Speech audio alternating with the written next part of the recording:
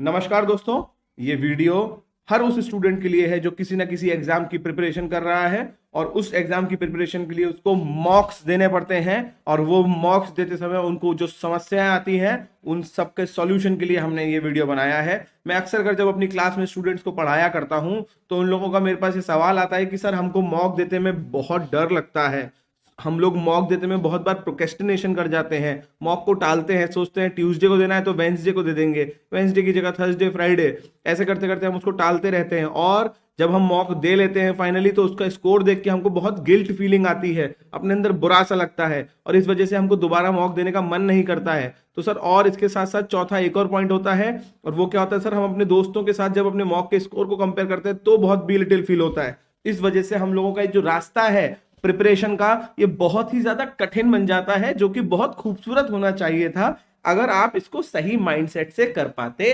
तो आपको सबसे पहले याद रखना पड़ेगा दोस्तों, हम लोग जब एग्जाम की तैयारी कर रहे होते हैं, हम लोग जिंदगी में किसी भी चीज की तैयारी कर रहे होते हैं, ज्यादा बड़ा हमेशा रास्ता होता है दोस्तों, मंजिल से बहुत बड़ा हमेशा रास्ता होता है दोस्तों, क्योंकि वो बहुत लंबे समय का होता है। तो आपको अपना रास्ता हमेशा बहुत खूबसूरत रखना पड़ेगा, तभी आपकी मंजिल खूबसूरत हो सकती है। तो ये वीडियो अगर आपको समझना है कि किस तरीके से आपको अपने मॉक को हमेशा अच्छे मन से देना है, कैसे आपका मॉक आपको बहुत फायदा करे आपकी तैयारी में, किस तरीके से आपका माइंडसेट अच्छा रहे, कैसे आप खुश रह पाए अपनी प्रिपरेशन के टाइम पे, तो ये वीडियो पूरा देखिएगा। हम यहाँ पे आपको स्टेप बाय स्टेप समझाएंगे कि प्रॉब्लम क्या है, प्रॉब्लम का रीजन क्या है और उसका सॉल्यूशन क्या है। तो चलिए दोस्तों समझना शुरू करते हैं। सबसे पहले प्रॉब्लम को एक तरफ से ऑपरेशन करके प्रॉब्लम का तो हम समझते हैं क्या क्या पॉइंट्स हैं जो एग्जैक्ट प्रॉब्लम में होते हैं। पहला प्रॉब्लम का स्टेटमेंट होता है दोस्तों, मॉक देने से पहले डर लगना और उसकी वजह से प्रोक्रेस्टिनेशन होते रहना। प्रॉब्लम का दूसरा पॉइंट होता है दोस्तों, मॉक देते टाइम अंदर से बुरा फील होना, मॉक देते समय गिल्ट फीलिंग आना और खुद को जज करते रहना। प्रॉब्लम का तीसरा स्टेटमेंट, मॉक देने के बाद ओवर इमोशनल हो जाना, या तो बहुत दुखी हो जाना या बहुत ज्यादा हैप्पी हो जाना और उसके बाद पढ़ाई नहीं करना, या तो दुखी होकर पढ़ाई नहीं करना, ओवर इमोशनल हो जाना। और जब ये तीनों में से कोई समस्या नहीं आ रही होती है, आपकी जिंदगी सही चल रही होती है, आप खुश रह रहे होते हैं, तब आता है फोर्थ प्रॉब्लम, दैट इज खुद को किसी से कंपेयर कर लो। और एक बार तुमने किसी को अपने आप को किसी से कंपेयर करके अपनी सक्सेस को जज करना शुरू करा, बस तुम्हारी प्रॉब्लम्स दोबारा से चालू। तो दोस्तों ये चार प्रॉब्लम हैं जो आपको मॉक के टाइम पे आती हैं और उनका सॉल्यूशन कैसे कैसे है ये समझने से पहले हमको उनका रीजन समझना बहुत जरूरी है। तो चलिए समझते हैं वो रीजन, वो 5 रीजन जो कि जरूरी हैं। तो चलिए दोस्तों समझना शुरू करते हैं इसके रीजंस, क्योंकि अगर रीजन समझ में नहीं आए दोस्तों तो सॉल्यूशंस की क्या ही बात करनी। तो चलिए सबसे पहला रीजन समझते हैं ये प्रॉब्लम का क्या है। सबसे पहला रीजन है the habit of self cursing and getting yourself into guilt. हम इसको अगर हिंदी में समझे तो खुद को लगातार कोसने की आदत और खुद को हमेशा परेशान करके गिल्ट में, दुख में ले जाने की आदत। ये पहली वो आदत है जो हमको मॉक देने से या किसी भी प्रोसेस में खुद को ग्रो करने से रोकती है दोस्तों। दूसरा रीजन बहुत important, and that is isolated point of view. When I say isolated point of view, आपको समझना होगा वो क्या होता है। तो एक छोटी सी बात समझें, हम लोग कितनी बार होता है कि अपनी पूरी जर्नी के किसी एक पॉइंट पे अपने आप को पूरी तरह जज करने लगते हैं। हम पूरी इमेज देखना ही नहीं चाहते हैं, हम लोग अपने आप को जज करते हैं किसी एक पर्टिकुलर पॉइंट पे, जबकि आपको पता है it is the context or it is the total picture which is important rather than a particular point of view। तो क्या होता है कि जैसे कि आप मॉक के अंदर जानते हैं किसी एक मॉक में स्कोर खराब आया और आप अपने आप को टोटल उसी पे जज करने लगते हैं, that is isolated point of view. दूसरी ये रीजन होता है। तीसरा रीजन इसके बाद क्या होता है दोस्तों, and that is suffering in imagination. Suffering in imagination is the third reason, जिसका सॉल्यूशन बहुत खूबसूरत है और बहुत सीधा थंब रूल समझाऊंगा मैं आपको उसके सॉल्यूशन के लिए। आप छोटी सी चीज करेंगे आपको हमेशा उसका सॉल्यूशन समझ में आ जाएगा। तो तीसरा सफरिंग इन इमेजिनेशन, वो मतलब आप यहां बैठे हैं और डे ड्रीमिंग में, अरे नहीं हो पाएगा मुझसे, कैसे होगा मेरा सिलेक्शन, हे भगवान, ओ पेपर वाले दिन नहीं हुआ तो क्या होगा मेरी जिंदगी में। ओ आप पूरा पूरा इमेजिनेशन में सफर करने लगते हैं, आप समझ रहे हैं ना। चौथा रीजन दोस्तों, अनकंट्रोल्ड इर्रेशनल बिहेवियर। देखो ध्यान से समझो, टेढ़े मेढ़े थॉट्स, इरेशनल थॉट हम सबके दिमाग में यदा कदा कभी ना कभी आते हैं। क्यों नहीं आएंगे, आते हैं, सबके आते हैं। व्हाट इज प्रॉब्लमेटिक, समस्या किस चीज से होती है? जब वो अनकंट्रोल्ड आए और हमारे बिहेवियर में फर्क दिखा दें। ध्यान समझिएगा, रादर देन थॉट, वो हमारे बिहेवियर में फर्क दिखा दें तब समस्या होती है। सारे के सारे एग्जांपल्स बताऊंगा मैं आपको अभी आगे सॉल्यूशंस में कि कैसे ये आपके बिहेवियर में फर्क दिखाना शुरू करते हैं। इसके बाद नेक्स्ट आता है दोस्तों, पांचवा रीजन आता है दोस्तों, the habit of continuous judgment. Analysis नहीं, जजमेंट। और ये कंटिन्यूअस जजमेंट की हैबिट बहुत दुखदाई होती है दोस्तों, बहुत दुखदाई होती है। तो अब मैं आपको इन पांचों रीजंस के सॉल्यूशन बताना शुरू करूंगा और इस वीडियो के एंड में एक बहुत इंपॉर्टेंट पॉइंट और बताऊंगा, तो उस टाइम के लिए रुकिएगा, उससे आपका व्यू पॉइंट हमेशा के लिए बदल जाएगा। तो अब ये पांचों प्रॉब्लम्स के सॉल्यूशन समझना शुरू करते हैं। तो दोस्तों पहली प्रॉब्लम क्या थी हमारी? पहली प्रॉब्लम थी self cursing and getting into guilt. तो समझते हैं सेल्फ कर्स और गिल्ट से कैसे बाहर निकल सकते हैं। तो सेल्फ कर्स और गिल्ट से बाहर निकलने के लिए दोस्तों आपको एक चीज सबसे पहले समझनी होगी, और वो क्या है कि being strict on yourself and being harsh on yourself are two different things. आप अपने ऊपर स्ट्रिक्ट हैं, बहुत अच्छी बात है, होना भी चाहिए, सबको होना चाहिए। आप अपने ऊपर हार्श हैं, गलत बात है। और ये कैसे जज कर पाएंगे आप कि कौन सी चीज हार्श है और कौन सी स्ट्रिक्ट? क्योंकि गेम तो यही है ना, इन शब्दों का इस्तेमाल करने से आपको समझ में नहीं आना है, आपको समझ में आना है एग्जाम्पल से। एग्जाम्पल समझिए, आपको पढ़ना है, आपने दिन में सोचा कि मुझे ये चीजें खत्म करनी है, आप अपने ऊपर स्ट्रिक्ट है, नहीं मैं अपने शेड्यूल से रहूंगी और इसको पूरा खत्म करूंगा, बहुत अच्छी बात है। आपने रात को 11 बजे आपको नींद आ रही है, 12 बजे, पर आप अपने ऊपर हार्श हैं, कुछ भी हो जाए मैं बार बार बैठ के पढ़ता ही रहूंगा चाहे मुझे समझ में भी नहीं आ रहा हो। That is being harsh on yourself. आप अपने ऊपर स्ट्रिक्ट हैं इस बात से लेके कि आपको अपने अंदर बहुत ज्यादा सोशल मीडिया और बाकी चीजों के लिए टाइम नहीं निकालना, बहुत अच्छी बात है। आप अपने ऊपर हार्श हो गए इस बात से लेके कि अगर आपको वॉक करना पसंद है डेली आधा घंटा, तो आप उस पर भी नहीं जा रहे हैं। That is wrong. आप समझ रहे हैं ना, खुद को सजा देने का behaviour is a harsh behaviour, खुद को कंट्रोल्ड करके रैशनल रख के डिसिप्लिन में रखने का behaviour is a strict behaviour. फर्क है दोस्तों, सीधा समझ में आता है। तो जब कभी आज के बाद आप अपने ऊपर कोई डिसीजन या कुछ चीज लागू कर रहे हो, आप चेक करिए एक बार कि क्या ये सजा है या ये डिसिप्लिन है।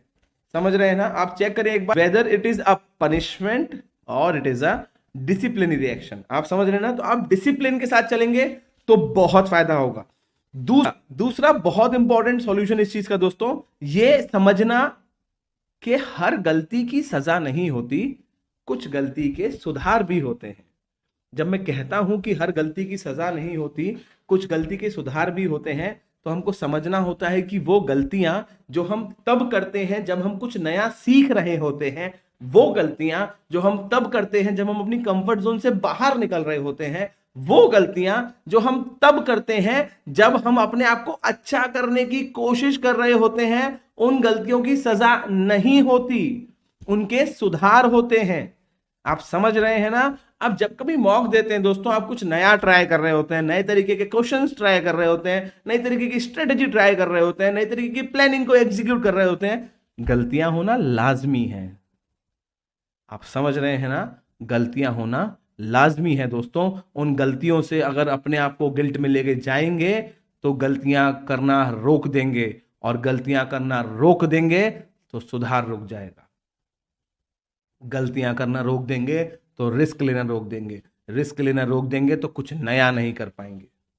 गलतियां करना रोक देंगे तो अपने आसपास के लोगों को भी हमेशा इस बात से रोकेंगे कि वो गलतियां नहीं करें, तो ना तो खुद प्रोग्रेस करेंगे ना दूसरे को करने देंगे। इस बिहेवियर को अपने अंदर से निकाल के बाहर फेंके दोस्तों। और वो बिहेवियर क्या है कि हर गलती की सजा होती है, कुछ गलती के इंप्रूवमेंट होते हैं, खासकर उन गलतियों के जो हम तब करते हैं जब हम कुछ नया सीख रहे होते हैं, अपनी कंफर्ट जोन से बाहर निकल रहे होते हैं, खुद को सुधारने की कोशिश कर रहे होते हैं, सेल्फ इंप्रूवमेंट कर रहे होते हैं। आप समझे ना, अगर कोई छोटा बच्चा है जो अभी चलना सीख रहा है और आप उससे बोले कि अगर चलते में गुरु एक भी बार गिर गए तो बहुत मारेंगे, तो आप समझे क्या वो चल पाएगा? और ये क्या सही बिहेवियर है? समझ गए दोस्तों। तो ये हुआ दूसरा सॉल्यूशन। तीसरा सॉल्यूशन बहुत इंपॉर्टेंट, दैट इज जब आप आइसोलेटेड पॉइंट ऑफ व्यू में अपने आप को जज करते हैं। मैं फिर समझाना चाहूंगा, दोस्तों जब कभी आपके किसी एक मॉक में स्कोर खराब आए या किसी एक मॉक में स्कोर अच्छा भी आए, तो आप क्लियरली समझो ना, it is not a score. किसी एक मैच में एक सेंचुरी मारने से क्या कोई बल्लेबाज बड़ा बल्लेबाज हो जाता है, या किसी एक मैच में 5 विकेट लेने से कोई बॉलर बड़ा बॉलर हो जाता है? नहीं ना।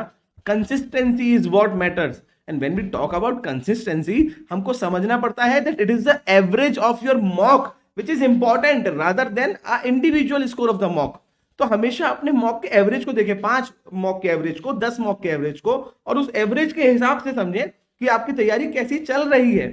आप समझ रहे हैं ना, हम लोग सचिन तेंदुलकर को, महेंद्र सिंह धोनी को, इन लोगों को इतना बड़ा क्रिकेटर, इन लोगों को इतना बड़ा बल्लेबाज क्यों मानते हैं? एक मैच की वजह से थोड़ी मानते हैं दोस्तों, वो कंसिस्टेंसी की वजह से मांगते हैं। और वो कंसिस्टेंसी कैसे आती है? लगातार होने वाले सुधारों से। और लगातार सुधार कब होंगे? जब तुम लगातार कुछ नया ट्राई कर सकते हो, लगातार मेहनत कर सकते हो। और वो तुम कब करोगे? जब तुम लगातार गलतियां करने की हिम्मत रखते हो, पर नई गलतियां करने की, सेम नहीं, नई गलतियां करने की। समझ में आ गया? तीसरा सॉल्यूशन क्या है दोस्तों? आपको अपने आप को एवरेजेस पे देखना है, और एवरेजेस पे भी एनालिसिस करनी है, जजमेंट नहीं करना है।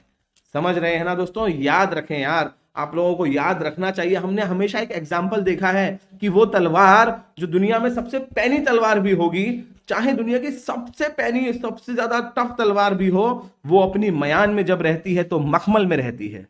क्यों? क्योंकि उसको पता है कि अगर रोज खुद के साथ ही लड़ना पड़ा तो धार खत्म हो जाएगी, और अगर धार खत्म हो गई तो जंग के मैदान में क्या करेंगे? आप समझे दोस्तों? आप जब एग्जाम दे रहे होते हैं, जब टेस्ट दे रहे होते हैं, वो जंग का मैदान होता है। अगर उससे पहले हर रोज भी आप खुद को कर्ज, जज, गिल्ट में करते रहेंगे, तो आप अपनी धार, अपनी शार्पनेस को खत्म कर रहे हैं, आप अपनी विल पावर को खत्म कर रहे हैं, अपने कॉन्फिडेंस को खत्म कर रहे हैं। इसको मत करिए। अपने आप को हमेशा वो तलवार समझिए जिसको मखमल में रहना है, और जब निकलना है तो दुनिया के सामने चमकना है, दुनिया के सामने चमकना है। इसके बाद अब हम समझते हैं फोर्थ सॉल्यूशन। तो फोर्थ सॉल्यूशन क्या है दोस्तों? फोर्थ सॉल्यूशन इज दैट हम, कितनी ही बार ऐसा होता है कि हम इस बात से दुखी नहीं होते हैं कि हम अभी किस कंडीशन में हैं, हम अपनी इमेजिनेशंस में दुखी होते हैं। तो वो कितना अच्छा और सुंदर कोट है कि man always suffer more in imagination than in reality. आप समझें इस बात के दुख से कि आपका पेपर नहीं निकलेगा, आप कितनी बार दुखी हो चुके हो भाई, और आप कभी नहीं समझ पाते हैं, या अक्सर कर हम लोग नहीं समझ पाते हैं कि जब हम एक जोक पे 10 बार हंस नहीं सकते, तो एक ही डर पे 10 बार दुखी कैसे हो सकते हैं? समझिए। तो कितना क्लियर कॉन्सेप्ट है दोस्तों कि आज के बाद जब कभी आप किसी प्रॉब्लम में आए, या फिर आपको डर लगे, या आपको लगे क्या हो रहा है, आपको परेशानी हो, एंग्जाइटी फीलिंग आ रही हो, आपको कोई भी काम करने का मन नहीं कर रहा हो, तो आप एक बार बस ये सोचिए कि ये जो हो रहा है, इन सब का रीजन कहीं मेरी इमेजिनेशन में तो नहीं है। और अगर इसका रीजन आपकी इमेजिनेशन में है, तो आपको पता है क्या करना है, जस्ट ड्रॉप दैट इमेजिनेशन। आप समझ रहे हैं ना? ड्रॉप दैट इमेजिनेशन, और इसके साथ साथ be very much aware. Awareness is the key of all of this. Awareness is the key. तो व्हाट इज अवेयरनेस? कि जब आपको पता होता है कि इस तरीके के थॉट्स आएंगे, इस बात की अवेयरनेस होना बहुत इंपॉर्टेंट है। तो आज के बाद जब कभी आपको नेगेटिव थॉट आए, तो आप उसके लूप में ना जाएं, आप समझे कि नहीं यार, मैं तो अवेयर हूं, ऐसे थॉट्स आने थे, आ गए, हाँ अच्छी बात है, अब जाओ, निकलो, अपने को तो काम करना आगे। समझ में आया? तो ये हुआ दोस्तों फोर्थ सॉल्यूशन। अब हम आते हैं फिफ्थ सॉल्यूशन पे। एक एक सॉल्यूशन दोस्तों आप लोगों की जिंदगी के प्रैक्टिकल एग्जांपल से लिया गया है। मेरे 10 साल के करियर में जब जब स्टूडेंट्स ने जो जो समस्याएं मुझे बताई हैं, उनसे सीख के लिया गया है। इनको आप जब जिंदगी में इंप्लाई करेंगे तो आप पता नहीं कितना अच्छा सीखेंगे। सो अब आता है दोस्तों फिफ्थ सॉल्यूशन। ये सॉल्यूशन आपको बहुत अच्छा लगेगा। फिफ्थ सॉल्यूशन होता है अनकंट्रोल्ड इरैशनल बिहेवियर के लिए। तो क्या होता है अक्सर कर जब हमारे मॉक्स में या जब हमारे किसी भी चीज में स्कोर या परफॉर्मेंस खराब रहती है, तो हमारा बिहेवियर क्या होता है? तो आप ऐसे कितने भी लोगों के साथ जब ये बिहेवियर होता है, आप लोग कमेंट बॉक्स में मुझे जरूर बताइएगा कि हाँ हमारे साथ ये वाला बिहेवियर होता है। तो मैं आपको वो बिहेवियर बताना शुरू करता हूं। तो जैसे ही मॉक में नंबर खराब आए, या जैसे ही कुछ भी ऐसा हुआ जो आपकी एक्सपेक्टेशन से उतना अच्छा नहीं है, तो आपका बिहेवियर मेरे नंबर खराब आए हैं, अब से ना बस मैं 4 घंटे सोऊंगा, अब से ना मैं सुबह 4 बजे उठूंगा, अब से ना मैं अपने मन का खाना नहीं खाऊंगा, रहने दो, मैं तो खाना ही नहीं खाऊंगा। अब से मैं अपने दोस्तों से नहीं मिलूंगा, अब से मैं अपने गाने नहीं सुनूंगा, अब से मैं अपनी किताबों को जो मुझे हॉबी के लिए पढ़ना अच्छी लगती थी वो पढ़ना छोड़ दूंगा। अब से हे भगवान मुझे लगता है कि मुझे किसी की नजर लग गई है, वरना मेरा स्कोर ऐसे खराब क्यों होता, ये जलता है मुझसे। अब से मैं भगवान आपके मंदिर आना शुरू करूंगा, अब से मैं ये करूंगा, अब से मैं हर वो चीज करूंगा जो कि फाइनली मेरे रिजल्ट को अच्छा नहीं करेगी, बस उसको डिविएट करने की कोशिश करेगी। और ये सब होता है दोस्तों इररेशनल बिहेवियर। अब आप कहोगे कि इसको कैसे सही करें सर, ये समस्या तो हमको पता ही थी, ये वीडियो तो हम सही करने के लिए देख रहे हैं। बिल्कुल सही बात है। तो इसको सही करने का सीधा एक थंब रूल है यार, सीधा एक थंब रूल है। इसमें से जो भी बिहेवियर तुमको लगता है कि तुम अपने छोटे भाई या छोटी बहन के साथ या अपने बहुत अजीज दोस्त के साथ कर सकते हो, वो खुद के साथ कर लेना। आ रहा है समझ में? क्या तुम्हें लगता है कि तुम्हारे किसी छोटे भाई छोटे बहन का रिजल्ट उतना अच्छा या मौका उतना अच्छा नहीं होगा, तुम उसे कहोगे नहीं अब बस 4 घंटे सोएगा, नहीं अपने मन का खाना नहीं खाएगा? तुम्हें पता है ना क्या लॉजिकल बात है। सो ये जितनी भी भ्रांतियां हैं ना, ये जितने भी व्हाट वी कैन से, ये जितनी भी बातें हैं जो आपको लगती हैं कि इनसे पेपर निकलता ना, पेपर पढ़ने से निकलता है। और केवल पढ़ने से निकलता नहीं, अच्छा पढ़ने से कंपटीशन निकलता है, अच्छी तैयारी समझ के साथ तैयारी करने से कंपटीशन निकलता है। इस वीडियो से पहले हमने एक वीडियो बनाई है, जिस वीडियो के अंदर हमने वो 3 गलतियां बताई हैं जो आप करेंगे, ऊपर आपको हमारे लिंक में मिल जाएगा। अगर आप वो 3 गलतियां करेंगे तो आप जरूर फेल होंगे। तो आप वो गलतियां समझें कि वो गलतियां क्यों नहीं और कैसे नहीं करनी है। पेपर सही स्ट्रेटेजी से निकलता है दोस्तों, पेपर गलतियां सुधारने से निकलता है, इधर उधर की बातें करने से नहीं निकलता है। और जब आप इधर उधर की बात करते हैं तो आपका इसीलिए मॉक देने का मन नहीं करता है। तो अपने साथ इसमें से कोई भी बिहेवियर मत कीजिएगा। और जब आप ये बिहेवियर करेंगे तो आपको फिर से मैं सेम चीज समझाता हूं, आपको अगला मॉक देने का मन नहीं करेगा। क्यों नहीं करेगा? क्योंकि बिल्कुल सीधी बात है ना यार। तुम सोचो, वो काम जो तुमको करने में अच्छा नहीं लग रहा है, वो काम जिसको करते में तुम्हारा दिल दुखी हो रहा है, वो काम जिसको करते में तुमको बाद में भी दुख हो रहा है, वो तुम बार बार क्यों करोगे माँ? समझ रहे हो ना? तो इसीलिए अपने सफर को खूबसूरत बनाओ, मंजिल अपने आप बहुत खूबसूरत बन जाएगी। समझ रहे हो? सेल्फ लव समझो, सेल्फ केयर समझो, खुद की इज्जत समझो और समझो कि तुम कुछ नया ट्राई कर रहे हो, गलती हो सकती है। तो ये हुआ था 5वां सॉल्यूशन। अब हम आते हैं 6th सॉल्यूशन पे। 6th सॉल्यूशन दोस्तों इज कंटिन्यूअस जजमेंट को कैसे खत्म करें। तो दोस्तों कंटिन्यूअस जजमेंट को खत्म करने का सीधा तरीका होता है उसको सबसे पहले रिकॉग्नाइज करना। जब कभी तुम मॉक दे रहे हो और मॉक देते समय तुम्हारा नंबर तुमको लग रहा है सही नहीं हो रहा और तुम उसी टाइम पे खुद को बोल रहे हो, देखा तू पढ़ता नहीं है ना इसलिए तेरे साथ ऐसा हो रहा है, और मत पढ़, क्यों नहीं करा तूने ऐसा, देख तेरे को नहीं आ रहा, फेल हो जाएगा, तू कुछ नहीं कर पाएगा। तो अपने आप को उस टाइम पे रोको। अब तुम्हारे मन में उस आवाज के साथ एक और आवाज आती है जो तुमको समझाती है कि, और खुद से दिन में जब कभी बुरी तरीके से बात करो तो खुद को टोको कि अपने आप से अच्छे से बात करनी है। अगर तुमको दुनिया के साथ अच्छे से बात करनी है तो तुमको खुद से अच्छे से बात करनी है। अगर तुमको दुनिया से प्यार करना है तो तुमको खुद से प्यार करना है। अगर तुमको दुनिया को अच्छा इंसान समझना है तो तुमको खुद को अच्छा इंसान समझना है मेरे दोस्त। समझ रहे हो ना? तो जब कभी तुम ये कंटिन्यूअस जजमेंट करो तो याद करो कि भाई इस समय मैं पेपर दे रहा हूं, इस समय मैं मॉक दे रहा हूं, इस समय मैं कुछ जज नहीं करूंगा, इस समय मैं बस काम करूंगा। और जज तो मैं करूंगा नहीं ना, जज तो मैं खुद का बन भी नहीं सकता ना, मैं खुद को एनालाइज कर सकता हूं। समझ में आ रहा है ना?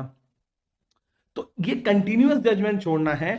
तो जब आप ये सब चीजें धीरे धीरे धीरे धीरे करके सही करेंगे दोस्तों, बहुत बड़ा फर्क दिखाई देगा आपको अपनी तैयारी के अंदर। एंड द फाइनल पॉइंट, जब आपको कोई समस्या नहीं आती तो आप अपने आप को कंपेयर करना शुरू करते हैं। तो दोस्तों समझें, जैसा कि आपको इस पिक्चर में दिखाई दे रहा है, 3 दोस्त हैं, ए, बी और सी, और तीनों दोस्त एक रेस में हैं और स्टार्टिंग पॉइंट है एक्स और एंड पॉइंट है वाई। तो आपके हिसाब से सबसे आगे कौन है? जैसा कि आपको इमेज में दिख पा रहा है, सी सबसे आगे है, ए सबसे पीछे है। बहुत बढ़िया बात है, वाह, हमको बिल्कुल सही समझ में आया। बट अभी एक और केस लेते हैं दोस्तों। इस सेम केस में ए, बी और सी दौड़ रहे हैं पर एक्स और वाई पॉइंट है ही नहीं। रेस की शुरुआत कहां से हुई, रेस का एंड कहां पे होगा, किसी को नहीं पता।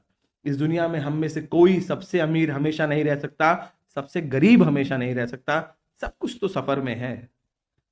Everything is in between.